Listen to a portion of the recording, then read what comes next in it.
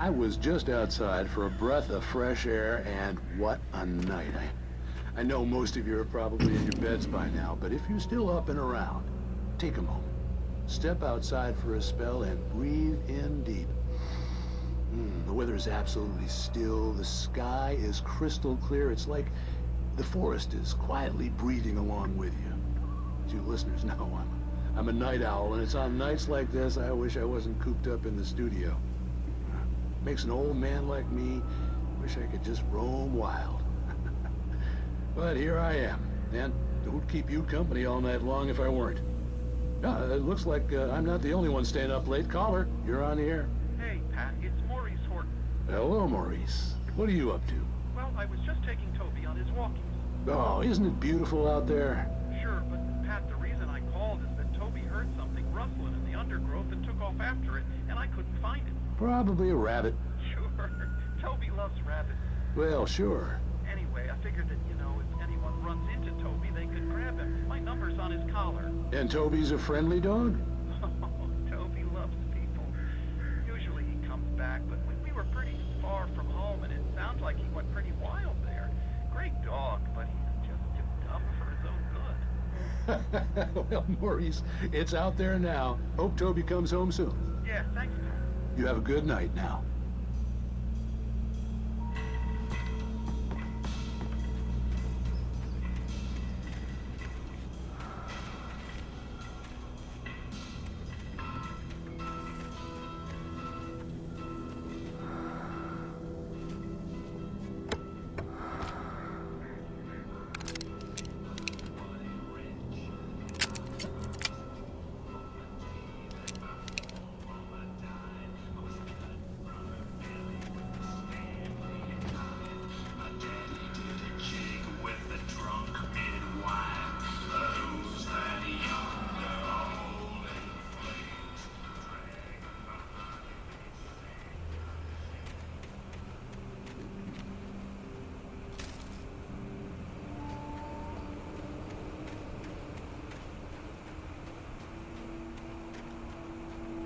The gas station was closer now, its light welcoming in the darkness.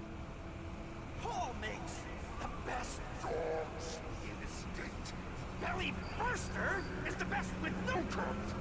Monster Dog is second best. The famous dog is Duke.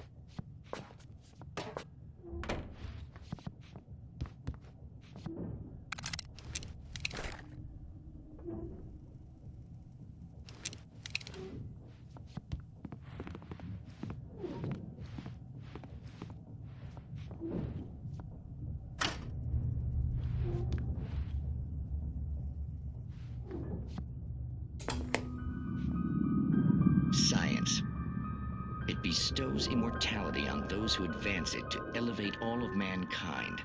Newton, Einstein, Sagan, princes among men. But the price for such a legacy is steep indeed. In Night Springs. Tonight's episode, a quantum suicide. If our lives are already written, it would take a courageous man to change the script. Having called a press conference, Dr. Barclay Colvin is about to demonstrate that very courage. Ladies and gentlemen of the press, I am Dr. Barclay Colvin, and I'm glad so many of you could join me here at the Moorcock Institute. Tonight, I'm going to give a practical demonstration of the many worlds interpretation. As you can see, this is a loaded 9mm pistol. It shall be part of a thought experiment. And now, a real experiment, known as a quantum suicide. Did he say suicide? Is that a real gun? He's kidding, right? Please, stay calm. There is no risk. Observe what occurs when I place the weapon against my own forehead. Now, you might think this round is merely a dud. Not so. Observe the flower pot. And yet, I myself cannot be harmed with this gun. With each pull of the trigger, two new realities branch off. One in which the weapon didn't fire, and one where it did. With my machine here, I have ensured that this reality is always the former.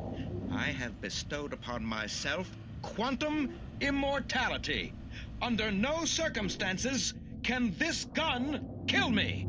So wait.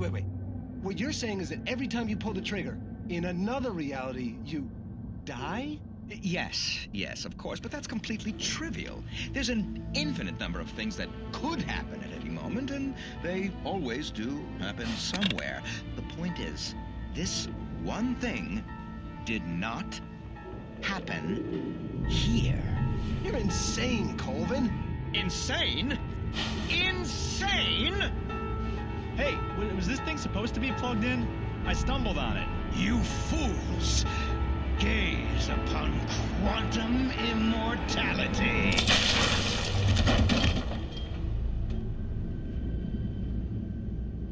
Poor Dr. Colvin, felled by his own hubris or the ignorance of the masses.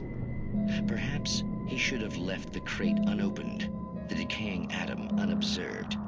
Curiosity often kills the cat. In Night Springs.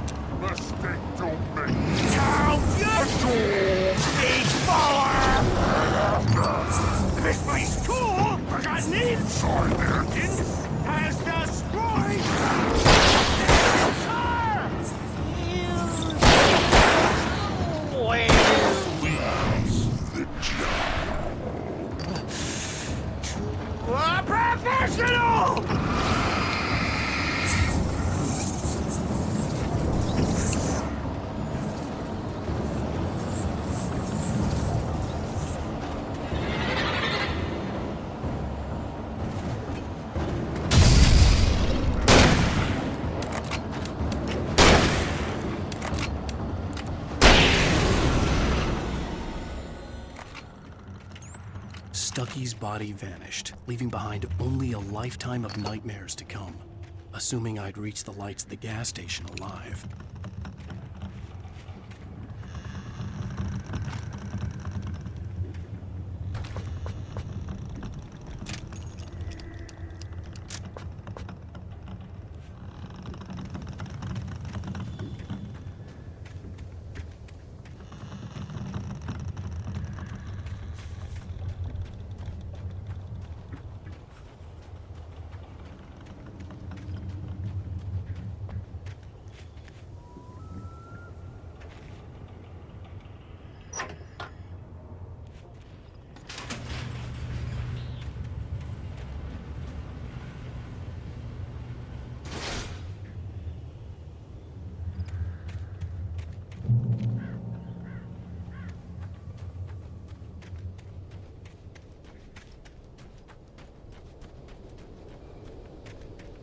I recognized the parade float I had seen in Bright Falls when I first arrived with Alice.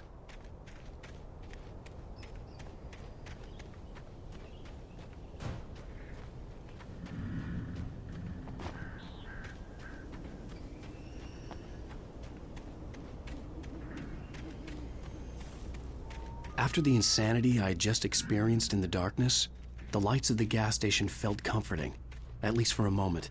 The sane world reasserted itself.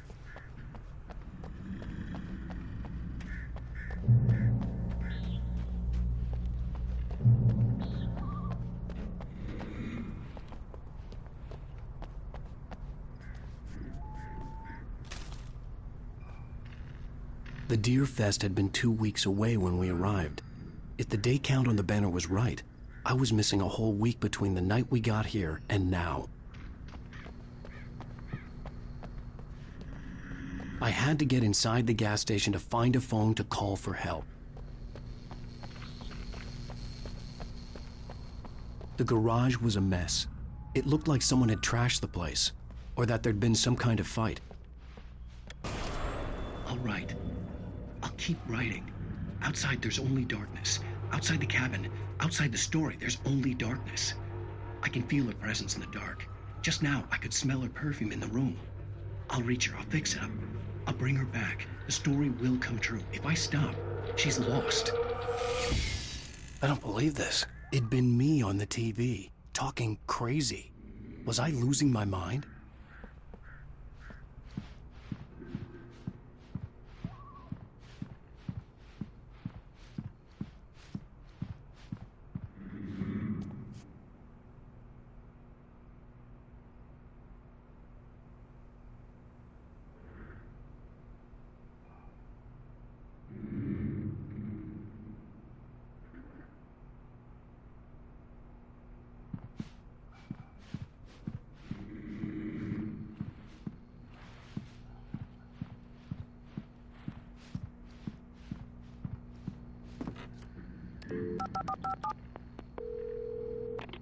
Bright Falls Sheriff Station.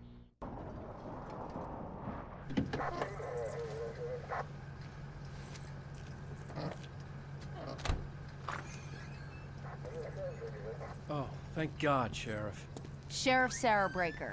You are... I'm Alan Wake, but listen, I was in a car crash. My wife, Alice, she's missing. Calm down, Mr. Wake. We were staying in a cabin on the island, on Cauldron Lake. There's no island on Cauldron Lake, not since the big eruption in the 70s. Please, I can take you there, okay? You look like you've taken a pretty bad knock to the head. Are you okay? Listen. We'll figure this out. Please get in the car. We'll swing by the lake and then we'll go to the station, okay? Mr. Wake, have you seen Stucky, the guy who owns this place? I realized I couldn't tell her what had happened in the forest. She wouldn't have believed me. And then she wouldn't have helped me with Alice.